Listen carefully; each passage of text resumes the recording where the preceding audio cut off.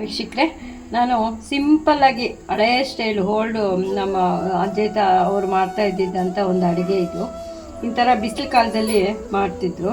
ಈಗ ಇದಕ್ಕೆ ಮೆಂತ್ಯ ಗೊಜ್ಜು ಇದು ಮಾಡ್ತಾ ಇರೋದು. 1 ಸ್ಪೂನ್ ಮೆಂತ್ಯ, ಅರ್ಧ ಸ್ಪೂನು ಜೀರಿಗೆ ತೊಗೊಂಡಿದ್ದೀನಿ, ಸ್ವಲ್ಪ ಬೆಲ್ಲ, ಈರುಳ್ಳಿ ದೊಡ್ಡದೊಂದು ಈರುಳ್ಳಿ ಕಟ್ ಮಾಡಿ ಇಟ್ಕೊಂಡಿದ್ದೀನಿ, ಒಂದು 4 ಬ್ಯಾಡಗಿ ಮೆಣಸಿನ್ಕಾಯಿ, ಒಂದು 4 ಚಿಕ್ಕ ಮೆಣಸಿನ್ಕಾಯಿ ಖಾರಕ್ಕೆ ತೊಗೊಂಡಿದ್ದೀನಿ, ಸ್ವಲ್ಪ ಕೊತ್ತಂಬರಿ ಸೊಪ್ಪು, ಸ್ವಲ್ಪ ಕರಿಬೇವಿನ ಸೊಪ್ಪು, ಒಂದಿಷ್ಟು ಹುಣಸೆಹಣ್ಣು, ಒಂದಿಷ್ಟು ಬೆಳ್ಳುಳ್ಳಿ, ಇಷ್ಟೇ.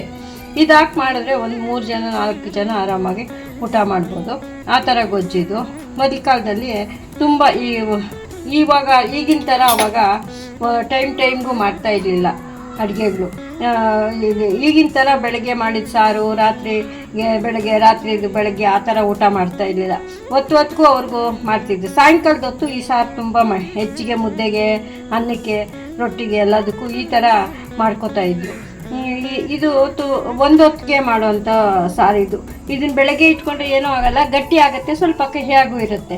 ತಿನ್ನೋರು ತಿನ್ಬೋದು, ಬಟ್ ಮಕ್ಕಳು ಎಲ್ಲ ತಿನ್ನೋಕ್ಕೆ ಇದು ಮಾಡ್ತಾರೆ. ಒಂದೊತ್ತೆ ಮಾಡಿದಾಗ ಮಾತ್ರ ಬಿಸಿಯಾಗಿ ತುಂಬ ಚೆನ್ನಾಗಿರುತ್ತೆ. ಈಗ ನಾನು ಹೇಗೆ ಮಾಡ್ತೀನಿ ಅಂತ ತೋರಿಸ್ಕೊಡ್ತೀನಿ. ನಾನು ಬಿಸಿಗೆ ಇಟ್ಟಿದ್ದೀನಿ. ಈಗ 1 ಸ್ಪೂನ್ ಮೆಂತ್ಯ ತೊಗೊಂಡಿದ್ನಲ್ಲ ಅದನ್ನು ಹಾಕಿದ್ದೀನಿ. ನೋಡಿ, ಪ್ಯಾನ್ ಬಿಸಿ ಆಗಿದೆ.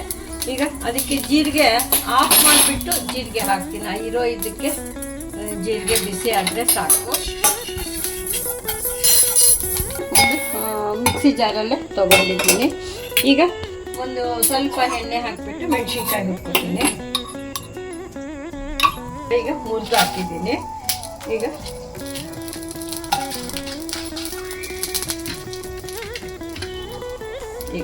ಮೆಣಸಿನ್ಕಾಯಿ ಇದು ಒಂದು 4. ಖಾರ ನಿಮ್ಗೆ ಎಷ್ಟು ಬೇಕೋ ಅಷ್ಟು ಖಾರಕ್ಕೆ ತೊಗೋಬೋದು. ಖಾರ ಜಾಸ್ತಿ ತಿನ್ನೋರು ಖಾರ ಜಾಸ್ತಿ, ಕಮ್ಮಿ ತಿನ್ನೋರು ಕಮ್ಮಿ, ಆ ಥರ ನಿಮ್ಗೆ ಎಷ್ಟು ಬೇಕೋ ಅಷ್ಟು.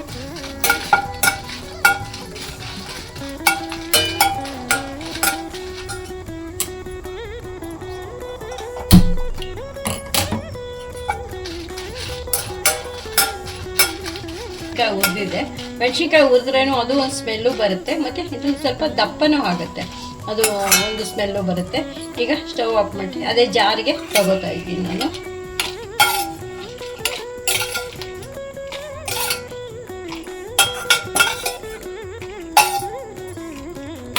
ಸ್ವಲ್ಪ ಆದ್ಮೇಲೆ ನಾನು ಮಿಕ್ಸಿಗೆ ಹಾಕ್ತೀನಿ.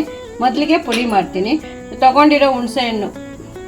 ತೊಗೊಂಡಿರೋಂಥ ಹುಣಸೆಹಣ್ಣು ಸ್ವಲ್ಪ ಈ ಥರ ನೀರಲ್ಲಿ ನೆನೆಸ್ಕೊಂಡಿದ್ದೀನಿ. ಮೊದಲಿಗೆ ಇದೊಂದು ಸತಿ ಪುಡಿ ಮಾಡ್ಕೊಂಡ್ಬಿಡ್ತೀನಿ, ಆಮೇಲೆ ಹೇಗೆ ಹಾಕ್ತೀನಿ ಅಂತ ತೋರಿಸ್ತೀನಿ. ಉಪ್ಪು ಈಗಲೇ ಸೇರಿಸ್ತಾ ಇದ್ದೀನಿ, ಸ್ವಲ್ಪ ಸೇರಿಸಿದ್ದೀನಿ. ತೊಗೊಂಡಿರೋಂಥ ಬೆಳ್ಳುಳ್ಳಿನ ಹಾಕ್ತಾ ಇದ್ದೀನಿ. ಮತ್ತು ಈಗ ಹುಣಸೆಹಣ್ಣು ನೆನೆಸಿಟ್ಕೊಂಡಿದ್ನಲ್ಲ ಈಗ ಸೇರಿಸಿದ್ದೀನಿ. ಮತ್ತು ಕೊತ್ತಂಬರಿ ಸೊಪ್ಪು. ಇದು ಹುಳಿ ಉಪ್ಪು ಹಾಕೋವಾಗ ಒಂದು ಸ್ವಲ್ಪ ಬೆಲ್ಲ ಹಾಕಿದ್ರೆ ಚೆನ್ನಾಗಿರ್ತಲ್ಲ. ಸ್ವಲ್ಪ ಬೆಲ್ಲ ಜಾಸ್ತಿ ಬೇಕು ಅನ್ನೋರು ಜಾಸ್ತಿ, ಕಮ್ಮಿ ಬೇಕು ಅನ್ನೋರು ಕಮ್ಮಿ, ನಿಮಗೆ ಹೇಗೆ ಬೇಕೋ ಹೋಗ್ತೋಗ್ಬೋದು. ಈಗ ಇನ್ನೊಂಚೂರು ನೀರು ಹಾಕಿ ಮತ್ತೆ ನಾನು ಈಗ ಮಿಕ್ಸಿ ಹಾಕ್ತೀನಿ. ಈಗ ರುಬ್ಬಿದ್ದಾಗಿದೆ. ಈಗ ನಾನು ಹೇಗೆ ಒಗ್ಗರಣೆ ಮಾಡ್ತೀನಿ ಅಂತ ತೋರಿಸ್ತೀನಿ. ಇಲ್ಲೇ ಒಂದು ಸ್ವಲ್ಪ ನೀರಾಗಿ ಕಲಿಸ್ಕೊತಾ ಇದ್ದೀನಿ. ಉಪ್ಪು ಖಾರ ನೀವು ನೋಡಿಕೊಂಡು ನಿಮ್ಗೆ ಎಷ್ಟು ನೀರು ಬೇಕೋ. ಅದು ಒಂದು ಸ್ವಲ್ಪ ನೀರಾಗಿದ್ರೂ ಅದು ಗಟ್ಟಿ ಆಗುತ್ತೆ, ಅದಕ್ಕೆ ಒಂದು ಸ್ವಲ್ಪ ನೀರು ಹಾಕಿ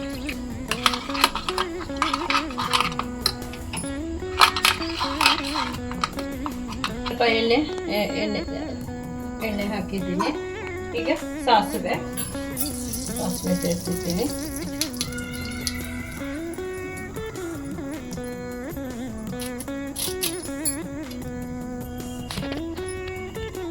ಚಿಟ್ಲಿದೆ ಕರಿಬೇವಿನ ಸೊಪ್ಪು ಸೇರಿಸ್ತಾ ಇದ್ದೀನಿ.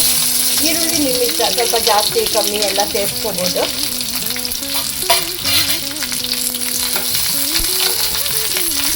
ಜಾಸ್ತಿ ಕೆಂಪು ಗುರಿಬೇಕು ಅನ್ನೋದೇನಿಲ್ಲ, ಒಂದು ಸ್ವಲ್ಪ ಕಲರ್ ಚೇಂಜ್ ಆಗೋವರೆಗೂ ಹುರ್ಕೊಂಡ್ರೆ ಸಾಕು ಈರುಳ್ಳಿ ಏನು ಜಾಸ್ತಿ ಕೆಂಪಗಾಗೋವರೆಗೂ ಹುರಿಯೋದು ಬೇಡ. ಒಂದು ಸ್ವಲ್ಪ ಒಂದೇ 1 ನಿಮಿಷ ಹುರಿದ್ರೂ ಸಾಕು.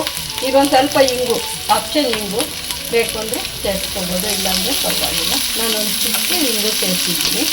ಈಗ ನಾವು ರುಬ್ಕೊಂಡಿರೋ ಮಸಾಲನ್ನ ಹಾಕೋಣ.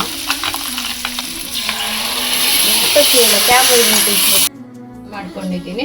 ನಿಮಗೆ ಇದು ಚಟ್ನಿ ಥರ ಬೇಕು ಅಂದರೆ ಸ್ವಲ್ಪ ಗಟ್ಟಿಗೆ, ರೊಟ್ಟಿಗೆ ಆ ಥರ ಚಪಾತಿ ರೊಟ್ಟಿಗೆ ಮಾಡುವಾಗ ಸ್ವಲ್ಪ ಗಟ್ಟಿಗೆ ಮಾಡ್ಕೋಬೋದು. ಅನ್ನಕ್ಕೆ ಮಾಡುವಾಗ ಸ್ವಲ್ಪ ನೀರಾಗಿ ಅನ್ನ ಮುದ್ದೆ ಇದು ನೀವು ರಾತ್ರಿ ಇಟ್ಟರೆ ಬೆಳಗ್ಗೆಗೆ ಸ್ವಲ್ಪ ಗಟ್ಟಿ ಆಗುತ್ತೆ.